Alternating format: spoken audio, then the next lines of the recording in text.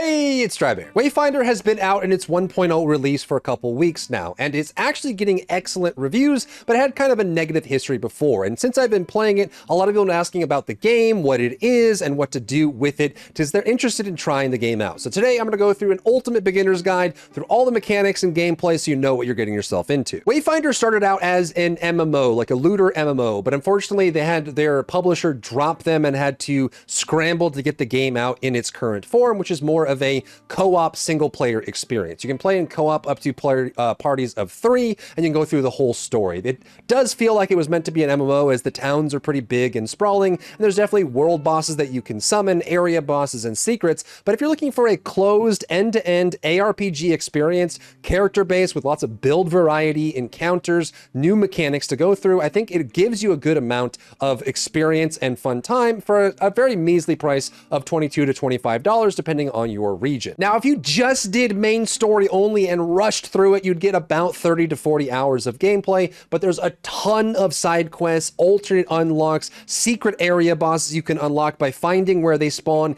getting special items. There's a lot. You can easily get over 100 hours of experience with this game, and even more if you try to play with a whole bunch of different characters and weapons. So the game is a character-based game. You'll be choosing from these 8 characters. They have their base set of abilities, which you can unlock and modify depending on how you want to play, and they also can equip different gear and items. However, you're free to equip whatever weapon you want on each character. So the character that I have equipped right now is Silo. He starts as a gun character for ranged gameplay if you wanted to play more of a looter shooter with him, but there's nothing stopping you from equipping a melee weapon if you wanted to go two-handed. His kit is definitely very much like long-range engineer trapping style with a ranged weapon, but if you want to do melee, you certainly could. Each character has 4 abilities and some passives that you can play around with, and you can also choose to upgrade them to give them different passives. You have these 4 different abilities for each character, and as you can see on the right side of the screen, as you level them up, they'll gain new effects and new bonuses, which will change how you play that character. And each character has specific passives that go along with how they play as well, which you can use to create your own build. Additionally, each unique weapon has its own weapon ability, and you can see that even between these weapons, they all have a different weapon ability and stat focus, so you can build your own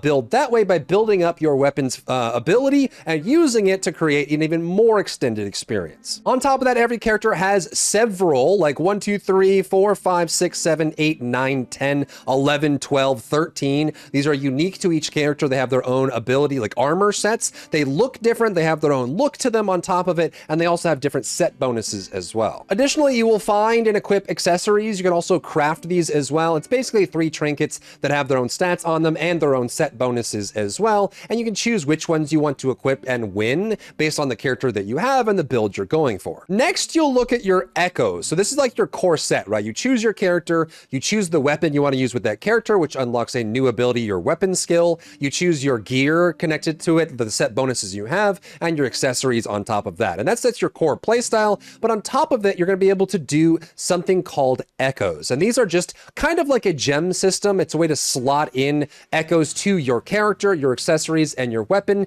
that do minor to medium-sized effects. Things like giving you a bonus when you jump, or doing different dashes effects, or giving you healing and things like that. You will collect these as you loot through the game that'll have different bonuses and stats and effects, and some of the special ones have special unique powers on them as well, which can further extend your customization. You also have an affinity, which will give you more perks and passives. I'm not going to dive into this too much just yet because I don't want to overload you, but like you can have different ways to increase these. Every 5 points you get in these will give you different stats and different passives that unlock different ways to play your character, and you can focus on different areas of your character's kit with these as well. And lastly, you have a full-on talent tree that you'll unlock with your overall Wayfinder rank. This is your character, like your account level or your save files level, and these are actually decently extensive. There's 3 different areas you can go into that have a unique singular passive. These extreme passives, these orange ones here, you can only have 1 of, and they tend to have some kind of big benefit to your character, and in between they have these secondaries that you can fill, plus a bunch of stats,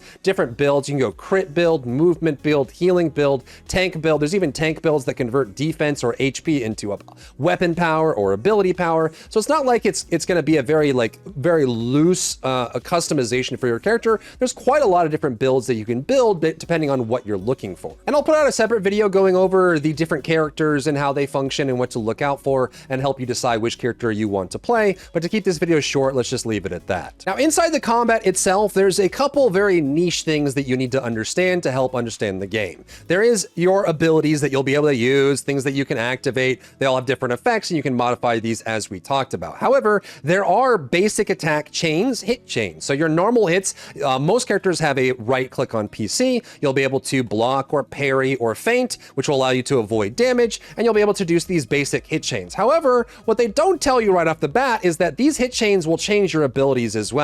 So you'll notice that if I do a normal attack here on an ability like that, it's very basic. But if I do it further on into my hit chain here, it has some different effects on how the ability activates towards targets as well. And you'll also be able to use your weapon ability based on that. On top of it, there is a light attack, which is your normal hit, and there's a heavy attack that you can use, which you can see is different. There's a hit chain for your melee attack, your basic attack, and a hit chain for your heavy attack, and mixing between these makes up a very big part of the action gameplay, doing light, light, heavy, or heavy, heavy, light. You also notice that down in the bottom, as we fill up our meter while we're playing, this is where your weapon skills will come from. You'll build up a weapon meter for your weapon, and then as you spend that using heavy attacks, you'll fill up the option to use your weapon skill, which is your secondary character customization outside of your core kit. When it comes to unlocking characters, you'll get most of them through the story. So the first three characters are Wingrave. He's more of like a holy paladin with some shielding, defense, and healing. On top of that, you have Nis, which is more of a rogue style character with dashing, teleporting, and feinting on enemies. And then you have Silo, which is your engineer style. If you've played Guild Wars 2 Engineer, you're going to be very much reminded of that when you play Silo. These three characters will be offered to you at the very beginning of a save file, and you'll be able to choose one of them, and then the other two will come basically for free as you play a little bit through the game.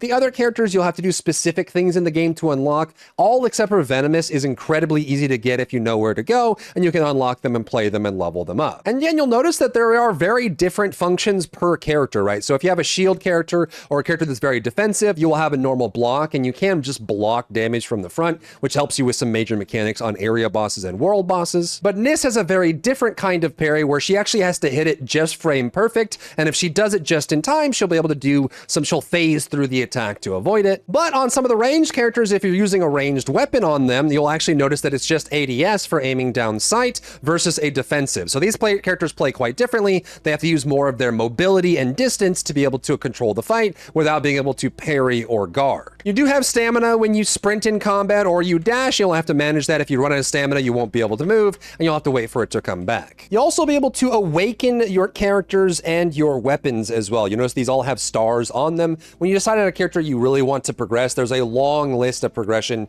to get it to go all the way up to max. You have to find specific items and specific materials from some of the harder content to make them stronger and stronger. And you'll see as you progress through these what options you have for each awakening and what stat increases that goes along with them, making that character better and better suited for the hardest content, which the end of game content in this game is actually quite challenging. There is also a reward tower you'll find in your main menu, and this is basically what was supposed to be a battle pass for this game when it was a live service game. You'll find tons of goodies in here, cosmetics, upgrades, visuals, items for crafting, for creating difficult content, as well as a bunch of other stuff as well for this, which just gives you another alternate progression path. Next, you have a ton of exploration to go through. There's quests that you can do as well. These quests are going to be like very varied. Some of them are side story quests. There's actually a ridiculous amount of side quests in this game overall. There's the main story quest, which will get through the main campaign and tell you the story of the world. And there's also these quests that will give you unlocks for your character, which will be this light pink color. So you see on the right side of the screen, yellow is your primary MSQ, your main story, blue is a side quest, and pink is a quest that will give you some kind of functionality. It will unlock mount, unlock a functionality of your character, or some other activity that you can unlock as well. You will do a mix of instanced combat and world exploration. Inside of the main hub, which is this city here, you'll be able to come to the Gloom Gate, and this is where you'll select a lot of the instanced content. There are individual boss battles, which have these diamonds on them, expeditions, which you go on in certain areas, and all of these together will be able to be scaled in different ways to give you different activities that you can complete for different loot drops. You can see that these different materials you'll farm here to make your character stronger or your weapons weapons stronger, that sort of thing. On the content itself, you can put modifiers, kind of like maps in PoE, where you can actually add different affixes or different elements or different encounters, boss types, bonuses, status effects, and that kind of thing to it. And as you add more of these, they will give you an increase in difficulty, but also give you more XP and potentially better loot, or may required for certain quests. Like maybe this quest you see here needs a flora imbuement on this specific expedition in order to complete it to get the quest done. And on that note, a recommendation I have for this game is to turn on an option in the settings. So if you go to settings in here, there is a world scaling setting. What this does is that it makes sure that no matter what content you're doing, it's scaled exactly to your level. Because there's so many different activities to do in this game, especially in the instance content, these are all actually set at their own level. So you could be level 17 and you need to go do like Codex Halls, which is one of the first expeditions you do, and maybe it's lower level, maybe it's like a level 11. If you turn the world scaling setting on, it'll scale it to your current level, and it'll also scale all the drops to your current level as well. It's off by default, and I think that's just to make sure you get overwhelmed with the difficulty that you're doing, but I would set this to world scaling on just so you can get relevant loot with everything that you're doing, and it also sets the challenge level to what you're at right now. If you press M, it has fast travel at the different fast travel locations, which look like this. You can have different areas that you can go to as well, and you're going to want to start exploring the open world once you get there. Once you're out in the world, look for these waypoints that you can collect and activate, and once you get a couple quests into the game, you'll be able to press Z on PC to hop on your mount, and this just allows you to move through the open world. You're going to find a whole bunch of stuff out in the world once you leave the towns. There's area bosses that you can unlock, secrets in like hidden walls and things like that, quests you can find randomly in an open area as well, a bunch of enemies that drop different things, and there's also world bosses that you can spawn that are super tough on the highest difficulties to clear out and engage with, which have special loot drops as well. You'll also want to pay attention to these event markers on the map. They look like this kind of star pattern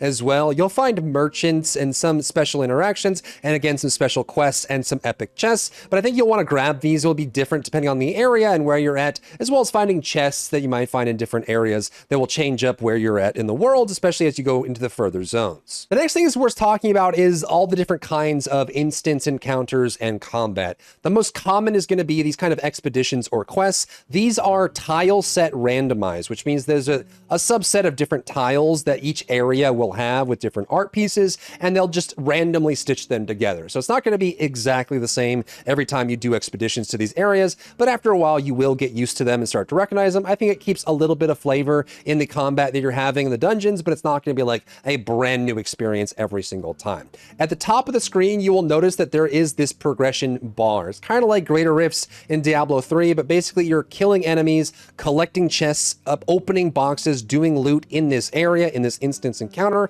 to fill up that bar, and at the end of the expedition, the end of the mission, you will get rewards for how far that bar is progressed, and the bar progression, like rewards, are shown on that bar as well. So you have 1, 2, and 3. So ideally, before you finish the last boss and exit the expedition, you will want to do enough of the activities in that instance dungeon in order to unlock all 3 of the rewards, because sometimes they can be actually awesome, and you can also get special rewards and materials from these as well. You'll also find specific missions, side quests, and NPCs inside of the dungeons, and depending on which modifier you put on the dungeon, you'll find different quests as well, though usually if you have a quest to go to an area with a specific modifier, it will tell you in the quest you need to have flora on or solar on or 2 greeds on in order to find this quest in here, and sometimes you'll just get into a different area with different NPCs in the dungeon itself. You might have to run it a different way or run it again to get an NPC to appear or a quest to be completed. You'll also run into random events and random activities that you can do, ways that you can find these tracers to grab chasers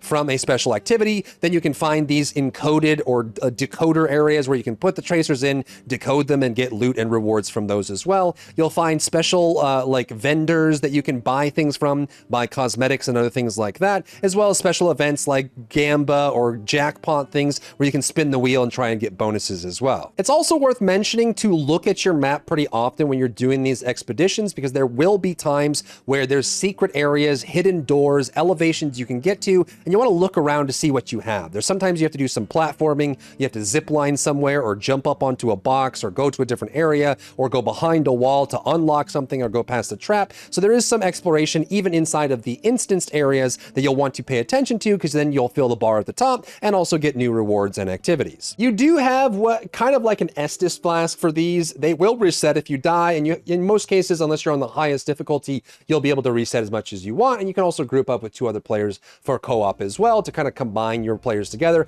I think this game is a great pickup for people that are looking for something to play with their buds on the weekends, to just kind of grind through and have something new to play, because it's a bunch of content that they end up making, which they lost their publisher and weren't going to publish anyways, but shipping it out as a co-op game I think is a nice middle ground for them, since they had worked so hard on the game overall and it was pretty much done as they were working on it. There's also a player housing setup, which was supposed to be a big part of their MMO, but you can actually collect a literal truckload of cosmetics, decor, furniture. You can place them in, all kinds of different things that you can put in here depending on your adventures. You can put all this stuff in your room, and you have this actually massive house that you can put all things together. And of course you can have people in here as well, like co-op if you really wanted to. A cool little balcony, and you get lots of different furniture and decorations, wall decor, all kinds of things you can put it. I sold a bunch of them because I just wanted to buy a better weapon, but you can definitely explore this as part of the game, which I think is a nice little touch and something that they kept in for the single player version, which makes it a kind of, you know, homey and warm and friendly. Wow. And I just wanted to keep that short and sweet, or short as it can be, I guess. It's a little jump start into Wayfinder. I think this is a great little gem that people should be playing, especially if you have just a couple buddies